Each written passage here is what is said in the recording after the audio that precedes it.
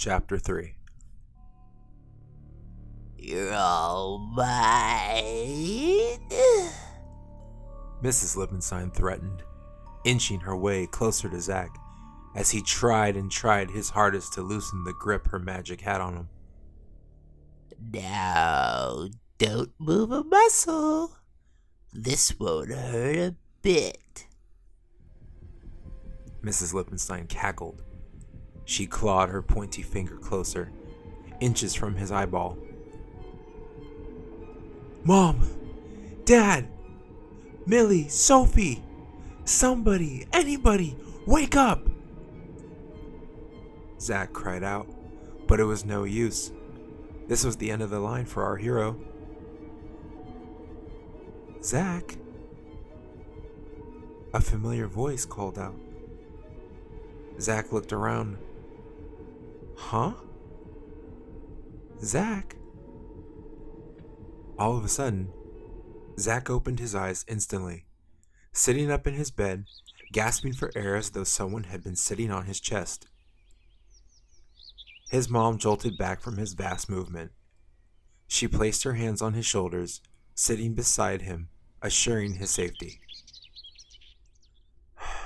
Zack grasped her hand almost immediately. He was still so in shock.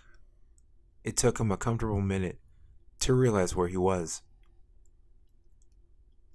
Shh, shh, shh. You're okay, his mom whispered, pulling his head closer to her chest. Mom, it was... Zack struggled to answer, taking short breaths, trying to regain his conscience. It was just a dream, honey, his mom replied, rocking back and forth, holding him closely. Yeah, a dream, Zack said, letting out a sigh of relief. Just a dream. His mom placed her palm over his forehead. You're warm. I better take your temperature. She then left the room to get the thermometer. Zack sat there for a second, still catching his breath. He looked around the room in good confidence that it was, in fact, a dream. Yet, something wasn't sitting well with him. If it was a dream, why does it feel like I'm still asleep? That was one thought that crossed his mind. His mom came back into the room, humming some sort of classic tune, prancing around like a mom from a popular 60s sitcom. Here you go, dear. Zack's face said it all. He stared at his mom with a very oddly confused expression as his mom stuffed a thermometer into his mouth. Zack's mom gently slipped the thermometer out of his mouth with a gleeful look. My, oh my, 92? Appears it's nothing but soup in bed for you, young man. Young man? Zack thought. And since when does my mom let me stay home sick? Zack lied down, courtesy of his mother insisting he rest and stay home. He gave her a cheesy smile and waited till she closed the door to slip on some wrinkled clothes from the hamper, shoes, and climb out his window. He hopped down the gutter pipes, landing into the rose bush. Ow, ow, ow, ow, Zack screamed. He dusted himself off and picked out the thorns. Hearing the faint sound of his father's voice, Zack crept up to the window of the living room where they were, making sure they didn't see him through the window. All appeared fine as Zack figured that it was the perfect time to make himself scarce. Zack jumped on his bike and took off down the street like a speeding bullet. He pedaled and pedaled, faster and faster, leaving tire marks on every street corner. As Zack dashed through downtown, an idea occurred to him. Sophie. He decided to take a different route, one that headed in Sophie's direction. Zack sped to Sophie's house, hoping to catch her before she got to school. Zack rounded the corner. He immediately pulled up in front of Sophie's. He hopped off his bike quietly and walked his bike to the side of her house, leaning it against it. He wanted to make sure he wasn't seen by her parents, as they left to work around that same time. The door began to open. It sounded as though the hinges were about to fall off the door. Zack peeked his head around the side of the house, trying to get a glimpse of who was coming out the front door. When they finally emerged, it resembled Sophie's mom and dad. Except, something was different, more or less, with them. Her dad walked in a straight line, like a battery-operated robot, never breaking eye contact. Sophie's father, carrying his typical briefcase, dressed in a nice suit and topping the whole appearance with a pair of slick sunglasses. Her mother, on the other hand, waved him goodbye as she stood in the doorway with powder and assorted food stains on her apron, and her leg lifted halfway off the ground. Zack could only look on, keeping a close eye on the two of them. "What's happening here?" he uttered under his breath. He had seen enough. He waited there a little while longer before Sophie finally came out. "Whoa," Zack said, watching a girl who acted like Sophie, sounded like Sophie, but looked like Sophie from like another dimension. Hair tied back with a ribbon, a flowy dress, and a letterman's sweater with their school initials embroidered on the front. This wasn't the Sophie he knew.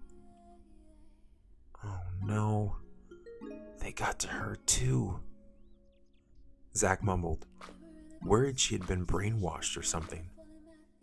Sophie grabbed a bag lunch from her mother and gave a kiss on the cheek and headed out the door with a smile so big it almost looked painful. Zack knew he had to get to the bottom of this.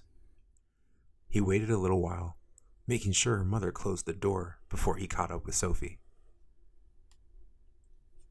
Later, "Sophie," Zack called out under his breath, trying to hide his whereabouts. Sophie looked around, unsure who was calling to her. "Sophie!"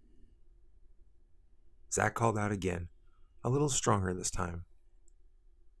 Sophie turned around once again, looking high and low for who was calling to her. "Hello?" she asked. Zack reached out from behind the bushes and grabbed the handle part of Sophie's backpack, pulling her down to hide her from plain sight. "What the?" she gasped. Zack immediately covered Sophie's mouth in case she screamed out of fear. "Sophie, it's me, Zack," he said urgently. Sophie looked at him, tilting her head in confusion. "It's Zack. You know, your best friend. Or, well, former best friend. We never established what we were," Zack said. It was clear he was at a loss for words and was trying to say anything for her to recognize him.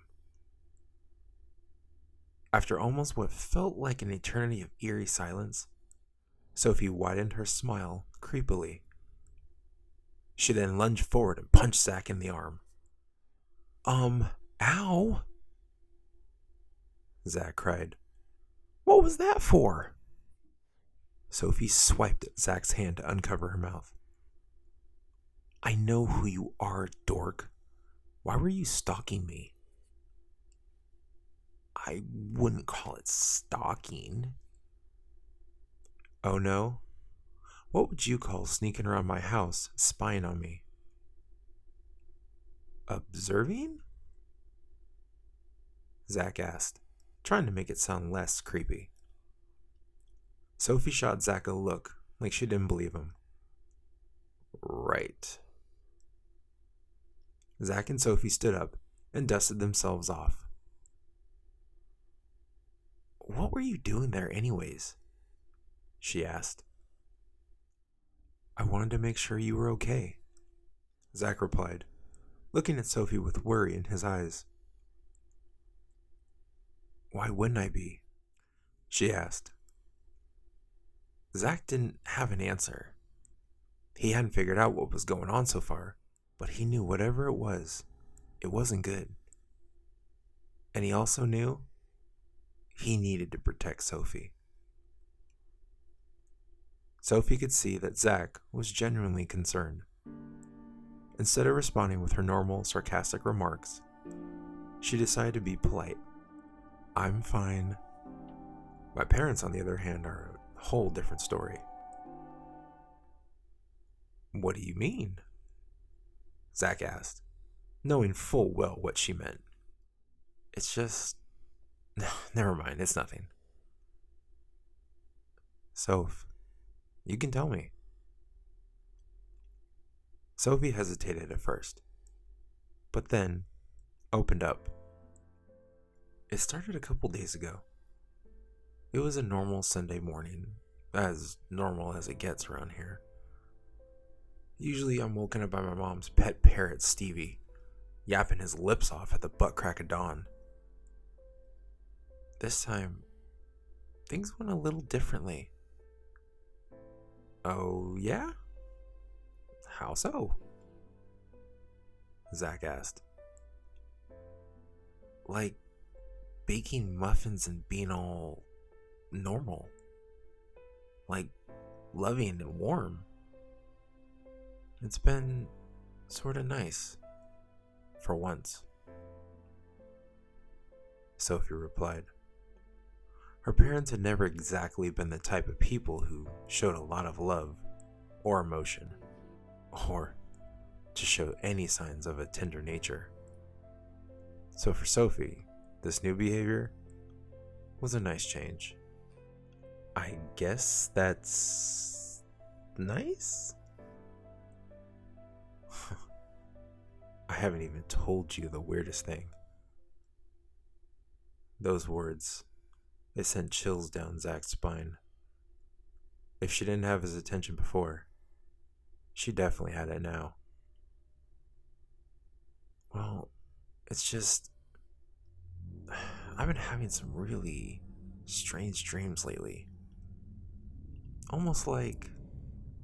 Sophie trailed off as she stared off into thin air. Like you were in another world? Zack interrupted. Sophie immediately looked up at Zack, her eyes widened in disbelief. How did you... 'Cause I've been having the same dreams.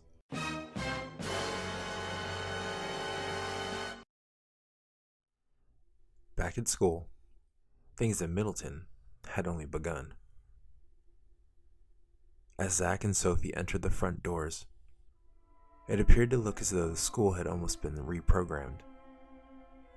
The letters on the front of the school looked brand new. The coat of paint had been repolished. Teachers were dressed up in sweater vests and ties, and kids were all waiting in a single file line to enter the classrooms. There was no noise, no chaos. It appeared as though everything was perfect. Too perfect. Children, you'll be late for class, Mrs. Hershey said, appearing eerily silent behind Zack and Sophie, causing them to jump from the surprise. As Zack turned around to reply, his words were immediately stunted by the odd appearance of Mrs. Hershey. Normally, she was a very frumpy dressed and angrily toned kind of person, but today, she had on a long brown skirt that hung to her ankles, glasses with a chain connected to the back of her head, and a sweater vest with a plaid pattern. This was not the teacher Zack and Sophie knew. Miss Hershey? Are you okay? Sophie asked, concerned. Why, yes, Miss Hudson. I'm fine,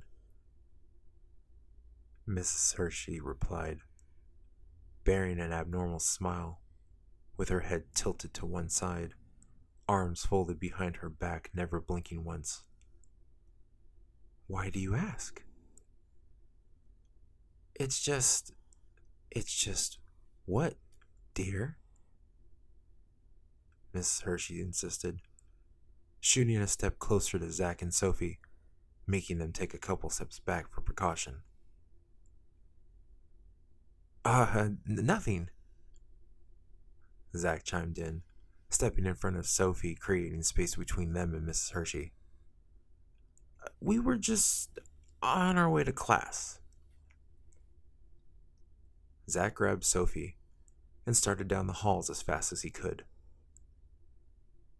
Looking back every few seconds, he noticed Miss Hershey standing there in the halls, never taking her eye off of them once. That was weird, Sophie said.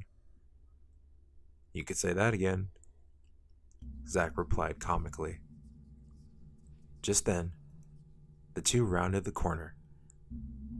They were immediately met by a group of their fellow schoolmates, standing in a herd, blocking the hallway. Zack and Sophie stopped in their tracks. After a few seconds, Zack spoke up. Hey guys, where's the beef? No one responded. Instead, the horde of students didn't do anything but leer and keep a focus on the two. Sophie and Zack looked at one another and then back at the group of kids. Sophie decided to try her approach. Yo guys, move it or lose it. That panned out as well as Zack's comment. We'll just go around, Zack said, tugging Sophie's arm. The two turned around and went back the way in which they had came. As they headed back the way they came, they remembered that Mrs. Hershey was there. Zack looked over and noticed the doors to the gym just a few feet away. This way. Zack and Sophie burst through the doors of the gym. There, the rest of the faculty and student bodies stood like a gang of factory robots, standing there in a row, waiting to be told what to do. Sophie looked around at everyone. She couldn't believe that this was actually happening. Zack had the same reaction. They both started to back away. That'll be far enough, young man. The voice to blow cold in anyone's blood, able to raise the hair on anyone's neck in a 50-mile radius, was all too familiar. Zack and Sophie froze when they heard her call to them. They felt her breath of death upon their necks. Miss Lippenstein, Zack and Sophie announced at the same time, turning to face her with the clear dread spread across their faces. You're just in time for detention, Mrs. Lippenstein declared, twirling her fingers between one another. Can't you find, a better catchphrase? Sophie said, not impressed. Oh, I'm so sorry. I don't exactly have a book of clever evil catchphrases lying around, Mrs. Lippenstein barked, rolling her eyes. To be fair, you have had, a gajillion years to think of one? Zack stated. A gajillion years? How long do you think I've been gone? I don't know. A gajillion? Enough of this. It's time for detention. Okay, I heard it that time. Miss Lippenstein led the horde of faculty and students down the hall and through the corridors with haste, having Sophie and Zack not far behind, closely escorted by some of the students. "Why are you doing this?" Sophie asked, frantic. You'll see. Miss Lippenstein replied with a menacing tongue. "I don't get it. How could this be real? I mean, you died a long time ago. How could this be possible?" It's simple, really. That night you came to visit the school? "Yeah." Well, turns out that you were right about one thing. A ghost reflection is our kryptonite. But what you didn't realize is you helped me escape all along. "What? How?" Turns out, your little doohickey thingamabobber you had the other night. "My video camera?" Mm-hmm. Yes, that contraption. Well, turns out that inside that little nifty machine of yours lied a little compartment that enabled me to transfer myself in, hiding behind, waiting for the perfect opportunity to strike. Zack looked at Miss Lippenstein. Then he attempted to reply, but befuddled his words and just stared again. "You'll have to explain that slower. Zack reads at a 4th grade level," Sophie said, patting Zack on the shoulder. Miss Lippenstein scoffed. For goodness sake, your camera thing has a door that let me into your world. "Oh, gotcha," Zack said, winking and giving a thumbs up to Miss Lippenstein. They then continued on to the room for detention. When they walked down the halls, the glimmer from the moonlight caught Sophie's attention. Thinking quickly on her feet, she threw herself to the floor, pretending she had sprained her ankle. "Ah! Oh, my ankle!" Sophie cried out, overacting, rubbing her foot. Miss Lippenstein stopped in her tracks. Against her better judgment, she turned to check on Sophie's claim. The other guards to Zack didn't leave his side. They just leaned forward, trying to get a better angle. Sophie and Zack made eye contact. Despite all the bodies standing around, the two had become so close over the years that at some point, they even thought they may have been able to read each other's thoughts. This was one of those times. As Sophie, without uttering even a sound, looked over at Zack and hinted by winking and looking towards the front door. Once Zack knew what she was hinting at, he snuck around the group, who had clearly started to turn into mindless drones, and tiptoed to the glass doors. "Hey! Over here!" Zack shouted.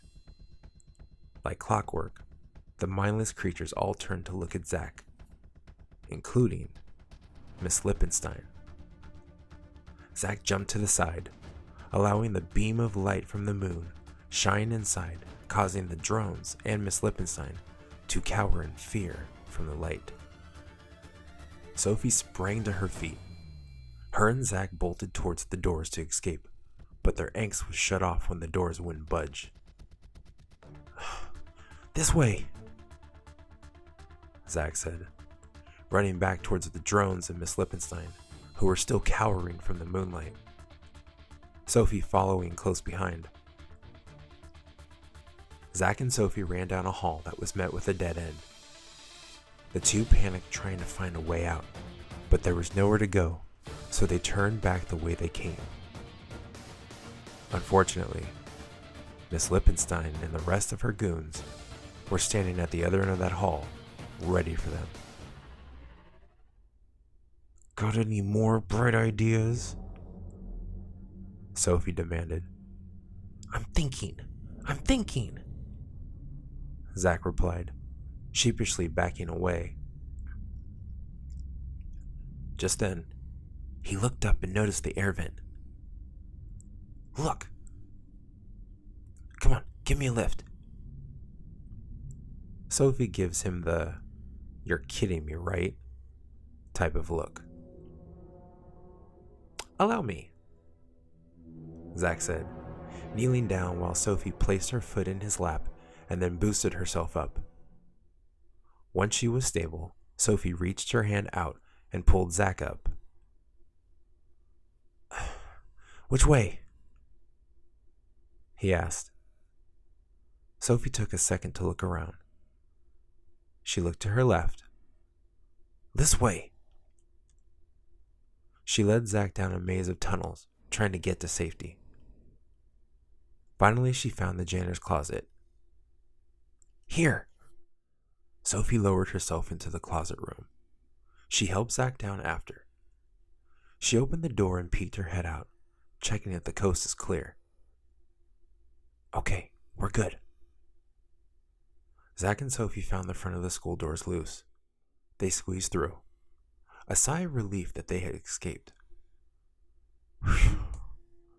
That was close, Sophie said. Zack shook his head, agreeing. As our two heroes were ecstatic to know they managed to escape the evil Miss Lippenstein's grasp, they were unaware that she was there in the shadows of the halls, lurking and waiting for them. Close indeed.